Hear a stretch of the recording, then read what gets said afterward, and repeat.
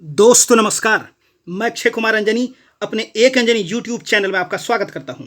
मध्यकालीन भारतीय इतिहास की श्रृंखला को आगे बढ़ाते हुए आज हम आपके सामने एक वीडियो लेकर उपस्थित हुए हैं, जिसमें हम अलाउद्दीन खिलजी के राजत्व सिद्धांत, सैनिक सुधार एवं उनके विजय अभियानों के बारे में चर्चा करेंगे। यह कोर्स यूनिवर्सिटी और बोर्ड एग्जाम के साथ साथ खासतौर से प्रतियोगिता परीक्षाओं को ध्यान में रखकर डिजाइन किया गया है, जिससे आपको निश्चित मदद मिलेगी। तो कृपया इस वीडियो के अंत तक बने रहें और इसे ज़्यादा से ज़्यादा लाइक और शेयर करें। अगर अब तक आपने इस चैनल को सब्सक्राइब नहीं किया है, इसे तुरंत सब्सक्राइब कर लें और बगल में लगे बेल आइकन को भी दबा दें, ताकि मैं जैसे ही कोई वीडियो अपलोड करूं वो तुरंत आप तक पहुंच जाए। तो चलिए हम लोग स्टार्ट करते हैं अलाउद्दीन खिलजी से। थोड़ा सा इनके जीवन परिचय के बारे में। अलाउद्दीन का जो समय है वो 1296 से 1320 तक जाता है। इनके बचपन का अगर नाम देखें तो बचपन का इनका नाम अली गुरसर, तो ये पूछा जाता है। और अलाउद्दीन ने उसे जलालुद्दीन के समय जलालुद्दीन ने उनसे अमीर ए तुजुक की उपाधि दी थी। मलिक छज्जू को हराने के बाद उनको काड़ा मानिकपुर का सूबेदार बनाया जाता है और भिलसा, चंदेरी और देवगिरी के अभियान जो 1296 में किया गया था, इससे काफ़ी धन प्राप्त करते हैं और इस अपनी स्थिति को क्या करते हैं, मजबूत करते हैं। 22 अक्टूबर 1296 को अपने चाचा जलालुद्दीन की हत्या कर वो शासक बनता है और बलबन के लाल महल में अपना राज्याभिषेक करवाता है 22 अक्टूबर सन 1296 को। चलिए उसके बाद हम लोग देखें कि ये तो है उनका ये प्रारंभिक परिचय। थोड़ा सा देखें कि शासक तो बन गए, लेकिन शासक बनने के बाद उनके सामने चुनौतियां क्या है भाई इस समय। तो सबसे पहले चुनौती देखें क्या क्या उनको परेशानी का सामना करना पड़ सकता है। तो सबसे पहले अगर देखें तो इस समय जो जलालुद्दीन है, जलालुद्दीन खिलजी के जो पुत्र हैं वो अभी जीवित हैं, और ख़ासतौर से जो अरकली खां हैं वो अभी भी मुल्तान के गवर्नर बने हैं, और साथ ही साथ अपने जो संरक्षक है, अपने परिवार के लोग हैं, उनको संरक्षण दिए हुए है। कहाँ पर? ये मुल्तान में। तो चलिए, तो इनका जीवित रहना कहीं न कहीं अलाउद्दीन के लिए खतरे की घंटी थी। एक दूसरा चीज़ है, जो आम लोग है, जो आम नागरिक है दिल्ली का, वो इससे बड़ा विरोध में था अलाउद्दीन के, क्योंकि जिस तरह से जघन्य तरीके से अपने चाचा की हत्या करके गद्दी प्राप्त किया गया था उनसे, तो लोगों में इससे नाराजगी थी। एक दूसरे जो पुराने सामंत हैं, खासतौर से बलबन के समय के, ये जो पुराने सामंत हैं, इनकी स्थिति भी सुदृढ़ थी और ये भी बड़े पैमाने पर उपद्रव करने की स्थिति में थे। तो चलिए, और उसके बाद साम्राज्य के लिए एक बहुत बड़ी लगातार समस्या बनी हुई थी, ये मंगोल आक्रमण। हम लोगों ने देखा कि ये इल्तुतमिश के समय से ही लगातार ये सल्तनत के लिए खतरा बना हुआ था, और उसके बाद सरदारों का जगह जगह पर विद्रोह हो रहा था। ये भी अपने आप में एक समस्या थी। और उसके अलावा उत्तर भारत के जो स्वतंत्र राज्य हैं वह भी आंखें दिखा रहे थे। अगर वास्तव में अपने आप को साबित करना है तो इनको हराना होगा, और साथ ही साथ दक्षिण भारत के जो स्वतंत्र राज्य, अगर आप महत्वाकांक्षी शासक हैं तो आपको उत्तर और दक्षिण दोनों दिशा में अभियान करना पड़ेगा। और लाजमी है कि अलाउद्दीन खिलजी अपने आप में एक बहुत बड़ा ये महत्वाकांक्षी शासक था। तो देखें प्रारंभिक जो समस्या थी उनसे वो कैसे निपटते हैं। तो जलालुद्दीन के जो पुत्र हैं अरकली खां, उनके विरुद्ध ये अभियान किया जाता है, उनको हरा कर पहले बंदी बनाया जाता है और उसके बाद उनकी हत्या करके इस समस्या से वो निजात पाते हैं। जो आम लोग हैं, आम सरदार हैं, उनमें जो नाराजगी थी, वो ये भिलसा, चंदेरी और देवगिरी से लूट से जो प्राप्त धन है उनको जनता में खूब उनके द्वारा बांटा जाता है, और जो विरोधियों को अपने साइड कर लिया जाता है। तो इस दूसरे समस्या वो निजात पाते हैं। और रही बात पुराने सामंतों की, तो पुराने संपत्तों को क्या करते, उसको विस्थापित कर देते हैं और उसके जगह पर अपने जो विश्वास पात्र हैं उनको बड़ी बड़ी जागीरें प्रदान करते हैं, उनको बड़े बड़े पोस्ट प्रदान करते हैं। और मंगोल आक्रमण के लिए क्या नीति, हम लोग मंगोल आक्रमण को भी देखेंगे, और विद्रोही सरदार के प्रति उनकी क्या रवैया रहता है, विद्रोह के कारण को जानने का प्रयास करता है और उनको दबाने का प्रयास किया, हम लोग आगे देखेंगे। तो चलिए इसके बाद हम लोग देखते हैं राजत्व सिद्धांत। अलाउद्दीन के राजत्व सिद्धांत, अगर इस चीज़ को हम लोग समझ लें तो इसी में बहुत सारा चीज़ छिपा हुआ अलाउद्दीन के संबंध में। तो सबसे पहले हम लोग देखेंगे राजत्व सिद्धांत राजत्व सिद्धांत का बेस क्या था अलाउद्दीन का। क्या ईश्वर पे टिका हुआ था या कुछ और कहानी कहती है। तो अलाउद्दीन का जो राजत्व सिद्धांत है ये मुख्य रूप से 3 चीजों के ऊपर टिका हुआ था। ये शासक की निरंकुशता, धर्म एवं राजनीति का पृथक्करण और साम्राज्यवाद। तीन चीज, शासक की निरंकुशता, धर्म एवं राजनीति का पृथक्करण और साम्राज्यवाद, ये तीन चीज इनके राजत्व का सिद्धांत का है। और साम्राज्यवाद के लिए आपको क्या चाहिए? साम्राज्यवाद के लिए आपको चाहिए कि जो सैनिक की जो संख्या है उसमें अपार वृद्धि करनी होगी, और साथ ही साथ जो है सैनिक जो मौजूदा उसकी संरचना है उसमें परिवर्तन लाते हुए उसको बेहतर बनाना। हम लोग देखेंगे आगे जो है किस तरह से इसमें सुधार किया जाता है। और अगर आपको सैनिकों की संख्या में वृद्धि करनी है तो निश्चित तौर पर आपको राजस्व का जो साधन है तो राजस्व में भी वृद्धि करना होगा। इस समस्या से कैसे निजात पाते हैं और साथ ही साथ जो है वो इसको करने में वो सफल होते हैं, इसको हम लोग अगले वीडियो में देखेंगे। साथ ही साथ जो है उनके द्वारा बाजार नियंत्रण भी किया जाता है कि बाजार नियंत्रण के माध्यम से यह चीज कि सैनिकों का वेतन तो कम दिया जाता है लेकिन उसी वेतन में कुछ उस तरह का राशनिंग जैसे सिस्टम कर दिया जाता है उनके द्वारा, ताकि उसी में बेहतर जीवन जी सके सैनिक। तो इस सारी चीजों को हम लोग जो है परत दर परत आगे समझने का प्रयास करेंगे, लेकिन सबसे पहले राजत्व सिद्धांत को समझने का प्रयास करते हैं थोड़ा सा। और तो अलाउद्दीन साहब जो है, अलाउद्दीन के अनुसार सत्ता का जो स्रोत है वो शक्ति है। आपको पता है कि बलबन जो है सत्ता का जो स्रोत है वो ईश्वर को मानता था। इस चीज को उलटते हुए अलाउद्दीन का कहना है कि सत्ता का जो स्रोत है वो क्या है, वो ईश्वर ने बल्कि क्या है, वो शक्ति है, शक्ति में निहित है। वो आगे इसको थोड़ा सा और एक्सप्लेन करते हैं कि शासक न तो ईश्वर की अनुकंपा से, न ही जनता की इच्छा से एवं सामंतों के सहयोग से, बल्कि बाहुबल से सत्ता प्राप्त करता है। और जब तक वह शक्तिशाली रहता है तब तक उसकी सत्ता भी बनी रहती है, और अगर आप शक्ति खत्म तो इसका मतलब आपका सत्ता खत्म। चलिए, तो ये इनका राजत्व सिद्धांत। उसके बाद थोड़ा सा देखें कि धर्म के पृथक्करण के संदर्भ में जो है इनका क्या रवैया। ये तो था शासक की निरंकुशता के संदर्भ में।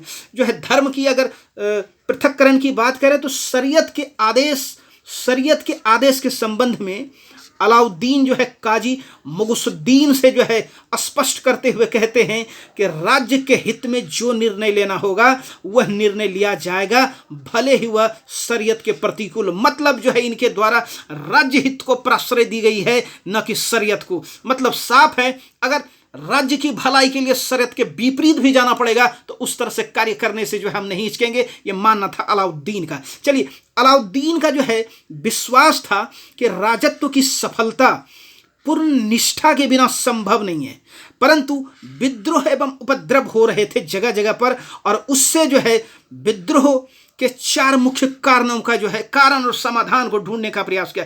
जो जगह जगह विद्रोह हो रहे थे अमीरों के द्वारा, सरदारों के द्वारा, सामंतों के द्वारा, उसका मुख्य वो देखें कि वो कारण क्या है, और जब कारण पता चला जाएगा तो उसका जो है निवारण भी ढूंढा जाएगा। और अगर कारण को समूल नष्ट कर दिया जाए तो कहीं नहीं कहीं जो है विद्रोह जो है होने की संभावना जो है नहीं के बराबर रहेगी। तो हम लोग देखते हैं कि जो है उनके द्वारा क्या कारण ढूंढा गया और उसका जो है क्या क्या समाधान भी उनके द्वारा निकाला गया, इसको भी हम लोग समझने का प्रयास करते हैं। तो देखें, सबसे पहले जो है जो आंतरिक विद्रोह है उसका कारण क्या है उसको देखने का प्रयास करें। तो उनका मानना था सबसे पहले कि जो प्रजा है, प्रजा के बीच एक धनी एवं उदंड मध्यस्थ भूमिपति वर्ग उपस्थित है। ये उदंड भी है और धनी भी है। उसमें से कौन है? ये खुद, मुकद्दम और चौधरी, ये लोग जो है प्रजा के बीच धनी एवं उदंड वर्ग, और इसको जो सबक सिखाना पड़ा। कैसे करते हैं इसको हम लोग बाद में देखेंगे। दूसरा मानना है कि सामंत वर्ग एवं शक्तिशाली परिवारों के बीच जो वैवाहिक संबंध है, उससे वैवाहिक संबंध में क्या होता है, अगर एक लोग विद्रोह कर दे तो चूंकि उनके बीच जो पारिवारिक संबंध होता है तो दूसरे खुद ब खुद खींचे चले आते हैं, और कहीं ना कहीं जो है उस स्थिति में जो है उनका विद्रोही मनोबल और बढ़ता चला जाता है। तीसरा चीज है कि त्योहारों, उत्सवों एवं भोज के अवसर पर मदिरापान एवं षड्यंत्र होता है। यह तीसरा उनका जो है कारण था। और चौथा था कि सुल्तान को राज्य में घटने वाली घटनाओं की जो है पूरी जानकारी न हो पाना कहीं न कहीं यह विद्रोह का कारण है। तो अब तक बहुत सारे विद्रोह अलग अलग शासकों के समय में, इनके द्वारा पहली बार इस तरह की चीजों को जो है चिन्हित किया गया, और इसके समाधान के लिए उनके द्वारा 4 जो है अध्यादेश जारी किए गए। एक प्रथम के समाधान के लिए क्या क्या, मिल्क, वक्फ और इनाम वाली जो भूमि थी उनको जो है जब्त कर लिया जाता है, वापस लेके उनको खालसा में परिवर्तित कर दिया जाता है। और साथ ही साथ ये जो मध्यस्थ भूमिपति है, खुद, मुकद्दम और चौधरी, इनको क्या करते हैं, लगान वसूली के जो अधिकार थे इनका, इनसे इनको जो है कार्य मुक्त कर दिया जाता है। मतलब साफ है कि इनसे जो जो धन इनके पास जो अर्जित हो रहा था उसका जो है उसके स्रोत के ऊपर ही ब्रेक लगा दिया गया अलाउद्दीन खिलजी के द्वारा। अमीरों के बीच आपस में मेल जोल एवं वैवाहिक संबंध पर जो है रोक लगा दिया गया, तो दूसरे का भी समाधान निकल गया। और तीसरा है मद्य निषेध एवं जुआ खेलने पर पूर्ण प्रतिबंध लगा देने से जो है ये जो है पार्टी है उसमें जो है मदिरापान और षड्यंत्र और उसमें विद्रोह की जो रणनीति होती थी उसके ऊपर भी जो है कहीं ना कहीं इससे जो रोक लगा। और साथ ही साथ एक मजबूत गुप्तचर जो विभाग उसको संगठित करने का प्रयास किया गया और बरीद एवं मुनिहान को जो है नियुक्त किया। बरीद जो है ये गुप्तचर अधिकारी होते थे और मुनिहान उनके जो है छोटे छोटे जो है जो सदस्य होते थे, कार्यकर्ता होते थे या छोटे जो स्टाफ होते थे। चलिए उसके बाद देखें कि इसके बाद का जो चीज़ है, इसके बाद क्या कहते हैं कि जो बर्नी साहब हैं, बर्नी साहब का कहना है, बर्नी के अनुसार अलाउद्दीन अपनी प्रारंभिक सफलता से प्रोत्साहित होकर एक नए धर्म की स्थापना और विश्व विजय की जो है योजना वो बनाता है, परंतु अपने परामर्शदाता काजी अलाउल मुल्क के सुझाव पर उसने दोनों जो है योजना को त्याग दिया। ये कहना है ये बर्नी साहब का, ध्यान रखिएगा, इस तरह से पूछा जाता है कि किनका ये मानना था। साथ ही साथ अलाउल मुल्क ने अलाउद्दीन से कहा कि धर्म की स्थापना का काम पैगंबर का और देवदूतों का है, न कि शासकों का एक। साथ ही उसने यह भी कहा कि विश्व विजय से पूर्व सुल्तान को भारत के ही अभिजित राज्यों पर अपनी जो है सत्ता स्थापित करनी चाहिए। तो कहीं ना कहीं जो है अलाउल मुल्क ने उनको जो एक सही डायरेक्शन देने का काम किया, ये बर्नी साहब के अनुसार। चलिए इनके द्वारा जो उपाधि धारण की गई थी वो कौन कौन सी उपाधि थी जरा देख लें। तो उपाधि थी सिकंदर ए सानी, मतलब जो है दूसरा जो है सिकंदर, और उसके बाद जो है यामीन उल खिलाफत नासिर अमीर उल मोमिनीन जो है ये भी उपाधि दी गई, उनके द्वारा धारण की गई थी ये। और ये उपाधि ये साबित करता है वो खलीफा की सत्ता को जो है मान्यता देता है। तो इस तरह से अब जो है उनके द्वारा जब दिमाग में आ गया कि जो है किस तरह से जो है हमको कहाँ की विजय करना है, पहले भारत के ही विजय को जो है करना है। और अगर आपको भारत की विजय करना है तो क्या पहले से जो चला आ रहा है मौजूदा जो है सैनिक व्यवस्था उसी से करेंगे या उसमें कुछ परिवर्तन करेंगे? तो निश्चित तौर पे अलाउद्दीन को जो है उसमें परिवर्तन करना जो है लाजमी समझा अलाउद्दीन ने। तो हम लोग सैनिक सुधार देखें कि उनके द्वारा क्या सैनिक सुधार किया गया। अलाउद्दीन से पहले सल्तनत की जो सेना है, सल्तनत की सेना वो दो प्रकार की होती थी। एक जो है सुल्तान की सेना होती थी और दूसरे इक्तादारों की सेना। देखिए एक चीज है, इक्तादारों को वेतन के बदले जो भूमि दिया जाता था और उसी के रिस्पेक्ट में उनसे जो उस तरह उतनी सेना रखने की जो है वो डिमांड की जाती थी। लेकिन चूंकि जो इक्तादारों की सेना होती थी उसको वेतन इक्तादारों के द्वारा दिया जाता था, इसलिए जो है वो जो सैनिक थे वो सुल्तान के प्रति वफादार नहीं होकर ज़्यादा वफादार किसके प्रति होते थे? वो इक्तादारों के प्रति वफादार होते थे। और जब वो सुल्तान के खिलाफ भी अगर विद्रोह कर देते थे उस स्थिति में वो जो है इक्तादारों के साथ ही जाते थे। तो ये एक बड़ी समस्या थी, इससे कैसे समाधान किया जाए ये भी जो है अलाउद्दीन के दिमाग में चल रहा था। उसने क्या किया, ये जो इक्तादारों वाली सेना है इसको जो है समाप्त करके अस्थाई एवं केंद्रीकृत सेना बनाई। और साथ ही साथ उनको जो है ये जो वेतन दिया जाता था भूमि के रूप में उसको ख़त्म करते हुए जो है नकद वेतन देने का जो है ये प्रावधान किया गया। और साथ ही साथ जिनके पास भी वो इक्ता वाली जो भूमि थी उसको भी वापस लिया जाता है। हम लोग राजस्व के जो है राजस्व वाला जब वीडियो करेंगे तो वहाँ पर इस चीज़ों को विस्तार से देखेंगे। तो अलाउद्दीन ने इस समस्या से समाधान के लिए जो एक अस्थायी सेना बनाई केंद्रीकृत, और साथ ही साथ उनको नगद वेतन देने का जो है ये चीज़ किया, ये अलाउद्दीन के द्वारा किया गया।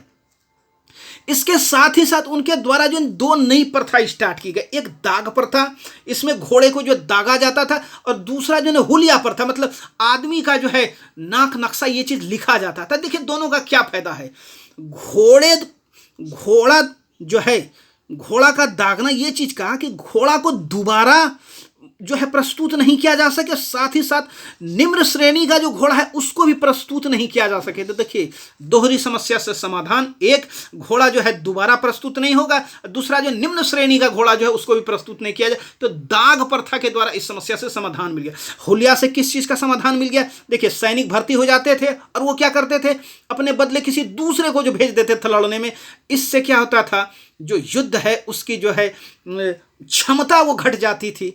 और उसने इससे बचने के लिए क्या, अपने स्थान पर किसी दूसरे व्यक्ति को युद्ध में न भेज सकने की व्यवस्था हो गई, ये हुलिया रखने। ये दो नया जो है उनके द्वारा परिवर्तन, और कहीं ना कहीं इससे जो है सैनिक की जो कार्य कुशलता है उसमें निश्चित तौर पे जो है बढ़ोतरी। उसके बाद हम लोग देखें सेना के अंग देख लें। सेना के जो 3 अंग थे, ये घुड़सवार, ये सबसे जो है सबसे बेहतरीन किस्म का माना जाता था। घुड़सवार सबसे बेहतर था इनका। ये पैदल और हाथी, ये 3 भाग थे, लेकिन सबसे महत्वपूर्ण घुड़सवार। सैनिकों की जो नियुक्ति है, सैनिकों की नियुक्ति जो है अब इक्तादार नहीं करते थे, कौन करते थे? दीवाने अर्ज। दीवाने अर्ज जो है ये केंद्रीय सैनिक विभाग था, और दीवाने अर्ज के जो प्रमुख होते थे वो आरिज ममालिक होते थे, उसके प्रधान होते थे। उनके द्वारा जो है नियुक्ति की जाती थी सैनिकों की। भली भांति जांच परख कर भर्ती किए जाने वाले सैनिक को जो है मुरत्तब कहा जाता था। ये दिमाग में रखिएगा, मुरत्तब कहा जाता था, जिनको बहुत अच्छे तरह से जो है जांच परख की नियुक्ति की जाती थी। फरिश्ता के अनुसार, हालांकि फरिश्ता जो मुगल काल से संबंधित, फरिश्ता के अनुसार अलाउद्दीन के पास ये 4.25 लाख अश्वारोही थे, जो 1000, 100 एवं 10 की टुकड़ियों में बटे हुए। तो ये मानना है जो है फरिश्ता साहब का। देखिए 3 लोग अलाउद्दीन के सैनिक सुधार के बारे में या सैनिकों के बारे में चर्चा करते हैं। एक फरिश्ता साहब हो गए, बर्नी साहब हो गए और अमीर खुसरो। तीनों का जो है देखिए जिक्र आएगा, हम लोग उसको ये पूछा जाता है। ये तुमन एक पूछता है, तुमन क्या था? तो 10,000 सैनिकों की जो टुकड़ी होती थी उसको जो तुमन कहा जाता था। ये अमीर खुसरो साहब जो ऐसा जिक्र करते हैं। चलिए उसके बाद देखें कि जो वेतन है, नगद वेतन तो कर दिए, तो वेतन भाई देंगे कितना? तो वेतन जो 2 तरह का, एक होते थे जिनके पास जो सैनिक जो घुड़सवार थे उनके पास 1 घोड़ा आता था, एक सैनिक थे जिनके पास 2 घोड़ा होता था। जो एक सैनिक होते थे उनको जो है यकस्पा, जिनको जो है 234 टका दिया जाता था। एक था जो है 2 अस्पा, इनको 234 प्लस, अगर 1 घोड़ा एक्स्ट्रा रखेंगे उसके लिए आपको 78 रुपया एक्स्ट्रा दिया जाएगा। और ये जो है वार्षिक जो है इनका जो है ये वेतन था। तो जो है ये यकस्पा और जो है 2 अस्पा, इसको भी दिमाग में रखिएगा। खम्स जो है हम लोग देखेंगे जब उधर पढ़ेंगे कि कितने प्रकार का कर्ज जो है। तो शरीयत के अनुसार जो है जजिया, दकास, खम्स, खराज जो है 4 प्रकार के कर्ज। उसमें जो खम्स है ये लूट का धन होता था, और लूट के धन में क्या होता था कि पहले सैनिकों को मिलता था 80%, मतलब 4/5 भाग, और जो है राज्य को मिलता था 1/5 भाग, यानी कि 20%। अलाउद्दीन खिलजी ने इस चीज को उलट दिया। उसने क्या किया, राज्य का हिस्सा 80% या 1/5 भाग, और सैनिकों का हिस्सा जो है 20% या 1/5 भाग। चलिए अलाउद्दीन के अनुसार चूंकि ये सैनिक स्वयं सेवक नहीं थे, स्वयं सेवक सैनिक को गाजी कहा जाता था। याद कीजिए मोहम्मद ये इनके समय में, गजनबी के समय में, और वो जो है उनको वेतन नहीं मिलता था, इसलिए वो लूट के माल से ही काम चलाते थे। लेकिन यहाँ पर चूंकि आप जो है वेतन मिलता है, इसलिए आप जो है उसका हकदार नहीं कर सकते, बल्कि इनको जो है वेतन मिलता है, ऐसा माना था अलाउद्दीन का। चलिए अब थोड़ा सा जो है हम लोग, ये तो सैनिक सुधार देख लिए, अब हम लोग जो है राजत्व ही सेना है। एक स्टेटमेंट देखिए, राजत्व ही सेना है और सेना ही राजत्व है, ये कहना था किनका? ये था बर्नी साहब का। तो तीनों का जिक्र आ गया इस संदर्भ में। उत्तर भारत के अभियान को हम लोग देख लें। उत्तर भारत के ये अभियान, सबसे पहले गुजरात का अभियान 1298 किनके नेतृत्व में? उलूग खां और नुसरत खां के नेतृत्व में। वहां का शासक जो है बघेला शासक रहते हैं, कर्णदेव। कर्णदेव जो है अपनी पुत्री के साथ जो है वहां से भागकर देवगिरी चले जाते हैं, वहां शरण लेते हैं। लेकिन उनकी जो पत्नी कमला देवी को जो है खिलजी के सैनिकों के द्वारा जो है पकड़ के जो है दिल्ली लाया जाता है, जिनसे जो है अलाउद्दीन उनसे जो है बाद में शादी विवाह कर लेते हैं और अपने सबसे जो है प्रिय रानी का दर्जा देते हैं। तो ये कहानी ये है गुजरात के। यहीं पर जो है कैम्बे, मतलब खंबात की जो खाड़ी है, कैम्बे में जो है नुसरत शाह को मलिक काफूर को 1000 दिनार देकर खरीदता है, इसलिए उनको 1000 दिनारी भी कहा जाता है, और अलाउद्दीन को जो है भेंट करता है। तो ये भी चित्र जो है दिमाग में रखिएगा कि पूछा जाता है कि जो है कहाँ मिलता है। उसके बाद राजपूताना देखें कि राजपूताना जो है राजपूताना जो पहले ऐबक और इल्तुतमिश के समय में इनको जीता गया था और वर्तमान समय में ये जो है स्वतंत्र दर्जा एक तरह से हासिल कर चुका था। तो सबसे पहले राजपूताना में जैसलमेर देखें, यहाँ पर 1299 में जो है इनके ऊपर अटैक किया जाता है और जो है इनको जो है जीत लिया जाता है। चलिए, जैसलमेर के बाद हम लोग देखें रणथंभौर का अभियान किया गया जो है 1301 में। यहाँ के शासक थे हम्बीर देव।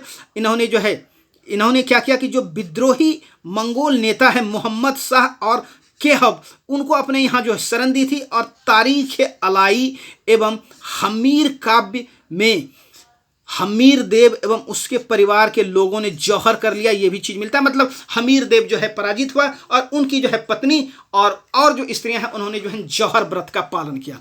जौहर ये चीज़ होता है कि अग्नि में कूद के जो है अपनी जो है जान दे देते हैं। चलिए, उसके बाद हम लोग देखें चित्तौड़ का, मेवाड़ का।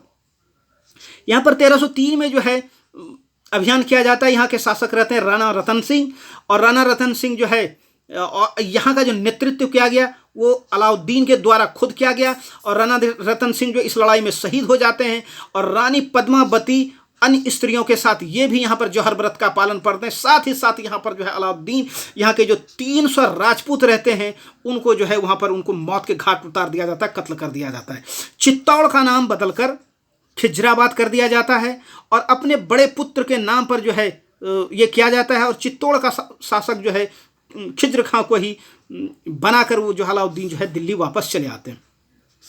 अमीर खुसरो साहब का कहना है कि अमीर खुसरो साहब ने रानी साहिबा और सुलेमान की प्रेम कथा के आधार पर और पद्मावत की कथा के आधार पर चित्तौड़ पर अलाउद्दीन के आक्रमण का जो कारण है वो रानी पद्मिनी की जो है अनुपम सौंदर्य को बताया है। तो ये पूछा जाता है ये किनका ऐसा मानना था कि जो है पद्मिनी के लिए जो है आक्रमण किया गया। तो दिमाग में रखना है, क्या दिमाग में रखना है, ये अमीर खुसरो। उसके बाद जो है हम लोग देखें कि जो मालवा है, मालवा विजय किया जाता है 1305 में, और यहाँ के शासक रहते हैं महालक देव, और इनको जो है ये सेना नायक यहाँ भेजे जाते हैं अलाउल मुल्क को, और मालवा के साथ साथ उनको पराजित करते हैं।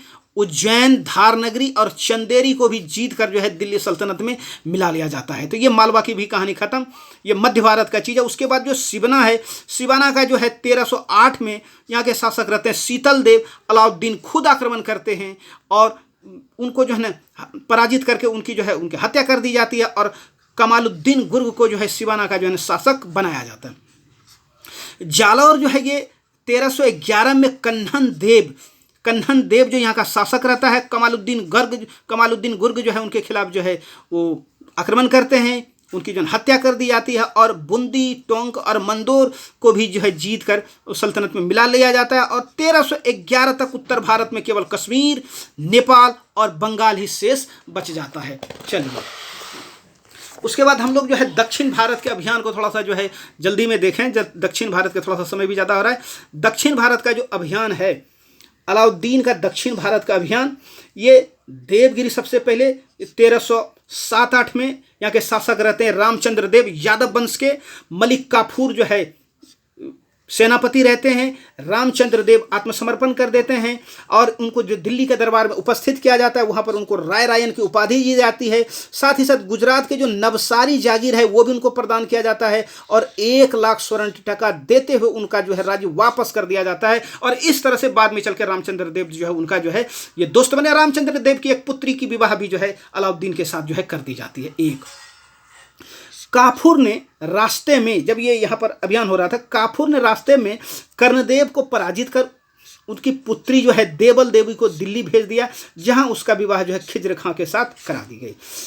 बरनी के अनुसार मलिक काफूर के आक्रमण का उद्देश्य नजराने का बकाया राशि वसूल करना था। देखिए, आपको बताते हैं कि आप जानते हैं कि जो है 1296 में अलाउद्दीन के द्वारा जो अभियान किया गया था देवगिरी का, और वहाँ पर उनको पराजित किया जाता है रामचंद्र देव को। और उस समय उन्होंने ये स्वीकार किया था कि हम वार्षिक राशि देंगे, लेकिन उनके द्वारा ये चीज़ नहीं दी गई, तो उनके द्वारा अभियान किया गया। ये मानना था बरनी साहब का। उस समय शासक हुआ करते थे जलालुद्दीन खिलजी। इसामी का मानना है, इसामी के अनुसार इसका उद्देश्य रामचंद्र देव के पुत्र भिल्लन देव या सिंघन देव के द्वारा छेड़े गए विद्रोह को दमन करने के लिए जो है ये अभियान किया गया था। ये बरनी और इसामी का दोनों का 2 तरह का स्टेटमेंट है, इसको दिमाग में रखिएगा। चलिए, उसके बाद हम लोग देखते हैं, उसके बाद है वारंगल का अभियान।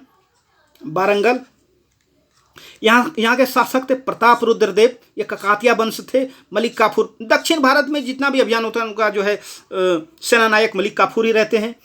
और रामचंद्र देव ने जो है ये क्या कर दिया, ये रामचंद्र देव ने इस जो है आक्रमण में मलिक काफूर की जो है सहायता करते हैं।